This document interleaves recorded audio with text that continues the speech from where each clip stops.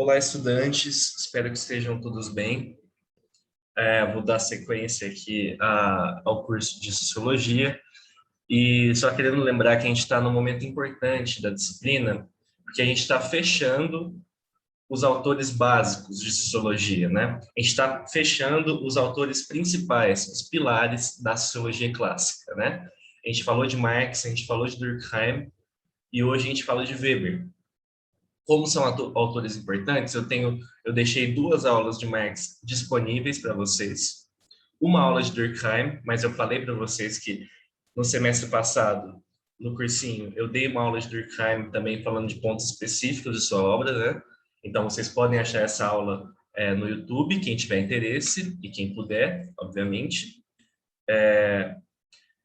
E agora eu passei para vocês os princípios, os elementos fundamentais, os princípios da sociologia compreensiva de Weber, né, na aula passada. E agora a gente vai falar de principais temas da sociologia weberiana, tá? É claro que principais temas da sociologia weberiana é a mesma coisa que dizer principais temas da sociologia de Weber, né? Da sociologia compreensiva de Weber. A gente lembra que ele é um autor que está na corrente sociológica da sociologia compreensiva, né? Interpretando e compreendendo os problemas sociais, né? O agir social, os valores que orientam a ação social, né? A gente viu tudo isso na aula passada e eu deixei lá para vocês. Então, quem ainda tiver dúvida, veja de novo, né? Mande mensagem para mim no WhatsApp. Estou à disposição mesmo.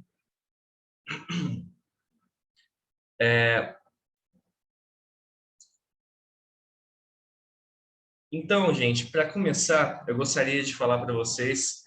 Eu vou falar de alguns problemas, de algumas questões, né?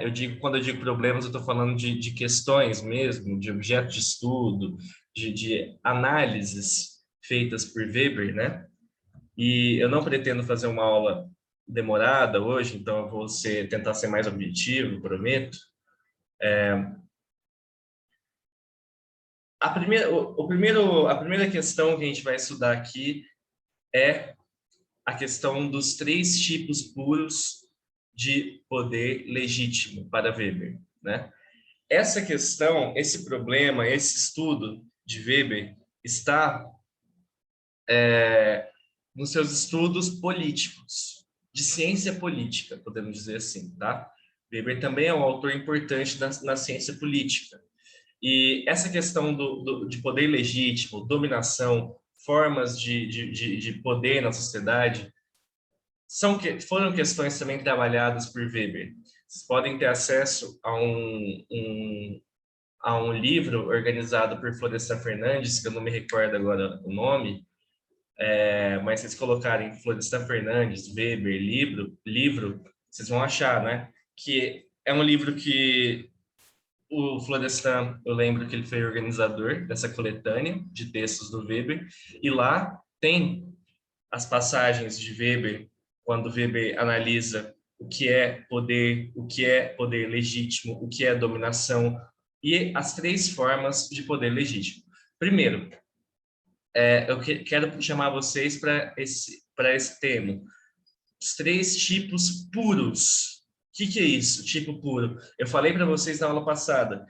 Weber trabalha com a ideia de tipo puro de agir social também, que são casos exemplares, são modelos de análise, tá? São modelos, né? Casos muito potentes, tá? São modelos de análise que a partir daí Weber vai conseguir analisar outras formas de dominação, né?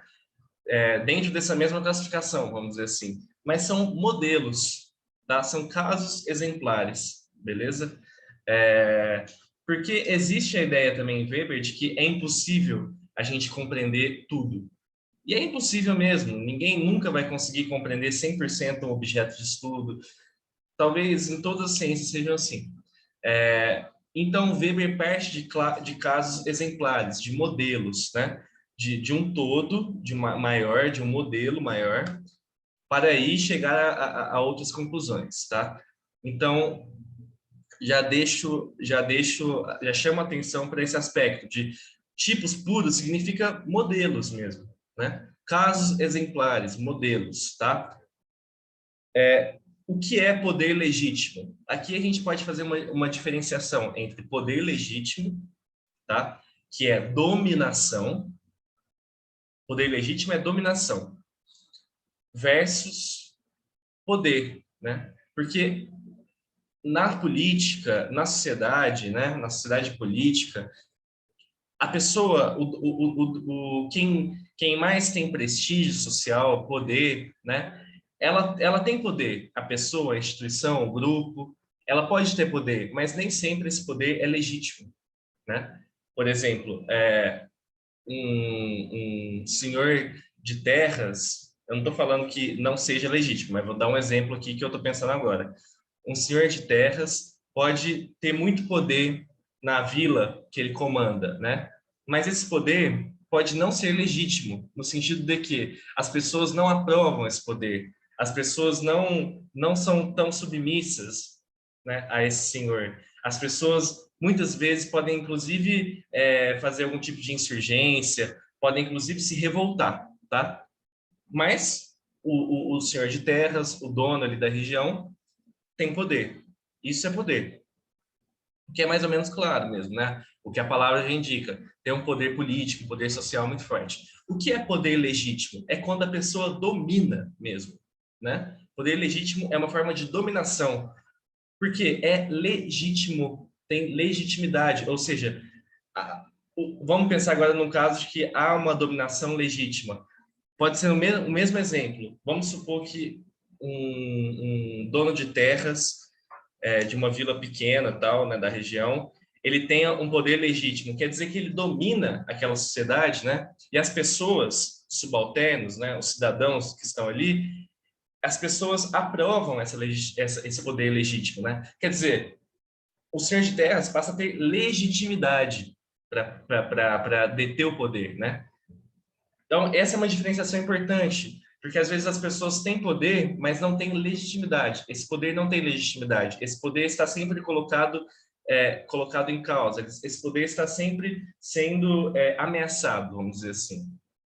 Mas quando se tem o poder legítimo, uma forma de dominação, há legitimidade, ou seja, esse poder não é ameaçado, né? Há uma aprovação da sociedade, entende? Quando há um poder legítimo, que é a dominação, as pessoas aprovam esse poder. Então, Weber parte dessa distinção, né? Poder legítimo é dominação, quando há legitimidade, quando há aprovação social, tá? E para Weber existem três formas clássicas de poder legítimo, né? Que é a dominação tradicional, dominação carismática, dominação racional legal. Vamos por partes. Dominação tradicional é aquela dominação que se mantém a partir dos hábitos, dos costumes, da tradição, né? A gente tem que pensar na história, portanto. Então, pensem no poder legítimo da religião no Brasil, por exemplo, que vem desde dos tempos da colonização, desde 1500, né? Porque ele é constituído historicamente, né? O nome já diz tradicional, tem a ver com a tradição, né? Pensem na dominação, então eu penso que a dominação política da religião é muito forte na dominação tradicional, tá? Mas existem outros casos, claro. Algum tipo de império que dura muito tempo, né? Por exemplo, pode ser, né, que tem uma tradição enorme por trás, mas eu penso que a religião seja um caso muito claro de dominação tradicional, né? Que é baseado em costumes, em valores, né? Na história, tá? Na tradição.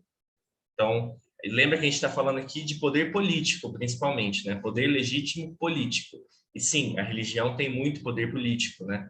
Já teve mais, mas ainda tem até hoje e pode ser encarado e pode ser percebido a partir dessa perspectiva de dominação tradicional. É um exemplo. Tem vários. Mas se vocês pensarem um exemplo. Dominação carismática. Aqui é muito claro, né, que é uma dominação. O que significa carisma? Quando a pessoa tem carisma, que a pessoa tem, que a pessoa encanta, né? A pessoa tem algum tipo, a personalidade da pessoa é encantadora, é carismática, né? Então aqui é muito claro a ideia de líderes políticos populistas, né? Carismáticos que dominam por seu carisma, né? Muitas vezes por se colocar, por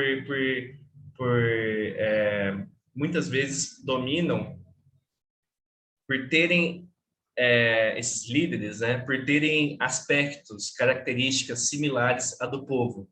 Por exemplo, Bolsonaro, presidente do Brasil, né? Os seus admiradores, os seus eleitores o admiram muito, né? Muitas vezes porque dizem que ele é gente como a gente, ele é do povão, né? Ele tem carisma, ele é uma pessoa simples. Isso é uma forma de carisma, né? A pessoa que, então, líderes populistas em geral, eles têm, eles operam essa dominação carismática, né? A gente pode pensar, puxando para o lado mais da esquerda, a gente pode pensar em Lula também, por que não, né? É um tipo de dominação carismática, o jeito que ele fala com o povo, o jeito que ele se manifesta, as suas origens, né? O seu carisma mesmo político, o seu poder de convencimento e tal, né? Indo lá atrás, e eu não estou fazendo uma comparação de Lula, Bolsonaro, não estou colocando eles no mesmo patamar, não estou fazendo nada disso, estou tentando tirar exemplos de dominação carismática apenas. Lá atrás, a gente poderia pensar nos líderes populistas do começo do século XX. Mesmo aqui no Brasil, se a gente pensar em Vargas, né, na metade do século XX, também tinha um carisma muito forte, também era adorado pelo povo, populista, né? Ou seja, um político que se diz é, a favor do povo, que é contra as elites, né? Hitler, na Alemanha nazista, também tinha esse carisma. E lembrando, mais uma vez, insisto, não estou colocando ele no mesmo patamar de Lula e nem de Bolsonaro, não. É apenas casos que podem ser percebidos a partir de dominação carismática, mas todos têm suas particularidades, suas características internas e tal, né? A ideia não é colocar eles no mesmo patamar, não. São formas de dominação carismática, tá? A gente pode pensar em Hitler, Mussolini, né? Ou seja, políticos, muitas vezes, que têm esse poder de carisma, né? Que têm esse poder de convencimento, né? Então, acho que ficou clara a ideia. E, por último, a dominação racional legal. Aqui, Weber está preocupado em achar um tipo de dominação característica do Estado moderno burguês que ele está vendo, tá? Lembrando que Weber, ele ele vive, né, entre século XIX e XX, tá? Final do século XIX, começo do século XX, beleza? Ou seja, dos 1800 até o começo dos 1900. E ele está vendo o ele está vendo a expansão, a hegemonia da sociedade industrial nacional, do Estado-nação, que se constitui econômica e politicamente a partir das indústrias, né? A partir do sistema capitalista. Ele está vendo essa sociedade, tá? A sociedade burguesa, né? E o Weber, isso pode ser um pouco complicado para a gente perceber nos dias de hoje, porque mudou muito, mas vamos falar da época do Weber. O Weber está vendo a hegemonia absoluta do Estado, o Estado burguês, o Estado moderno, tá? O Weber é um autor que se dedica aos estudos, por exemplo, de algo que ele chama de burocracia, principalmente burocracia na administração pública, ou seja, no regimento interno do Estado. O que é burocracia?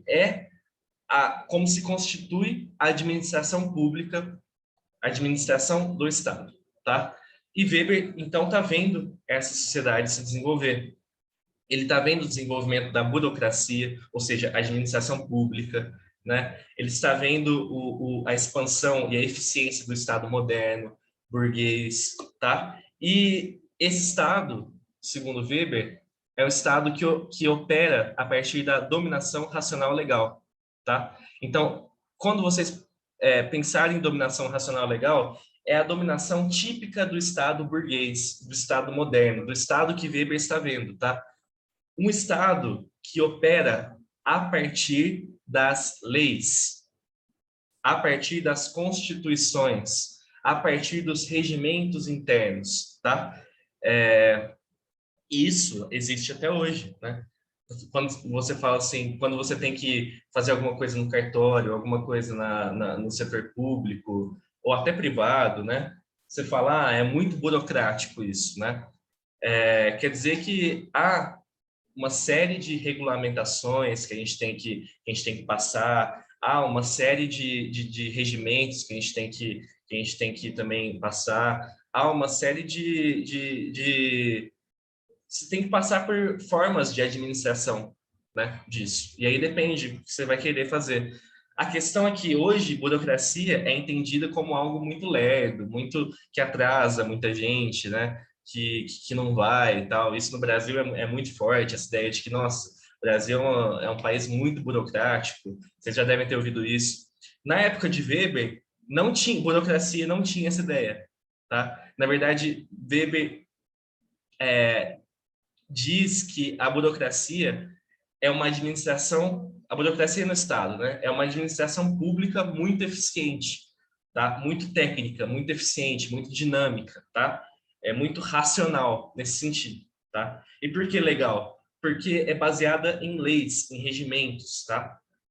Então, para ele, essa dominação típica do Estado burguês, típica do sistema capitalista moderno, típica do Estado moderno, é muito eficiente. É uma dominação que escraviza e domina os indivíduos, tá? Às vezes sem que os indivíduos percebam, né? Então, é nesse sentido que dominação racional legal significa a dominação da burocracia, do Estado moderno, do Estado burguês, tá? Que opera a partir das leis, a partir da administração pública, a partir da técnica, tá? A partir dos regimentos internos, tá? Você pensar assim, mas como assim da técnica? Os regimentos internos, a administração pública, ela é muito técnica, né? Ela é feita por especialistas, ela tem uma linguagem técnica, geralmente é assim, né? Tanto que é complexo para a gente entender o que se faz no cartório, por exemplo, o que se faz numa prefeitura, né? Por quê? Porque ela é técnica, né? Ela é complexa, tá? E para Weber, essa dominação racional legal, quer dizer, o Estado moderno, ele burguês que ele está vendo, né, da sociedade nacional industrial, é um Estado que opera essa dominação racional legal, tá? Então façam essa relação: dominação racional legal, Estado moderno, burocracia, administração pública. É isso que Weber quer dizer. E, segundo Weber, domina, né, as ações humanas, domina os indivíduos na sociedade moderna.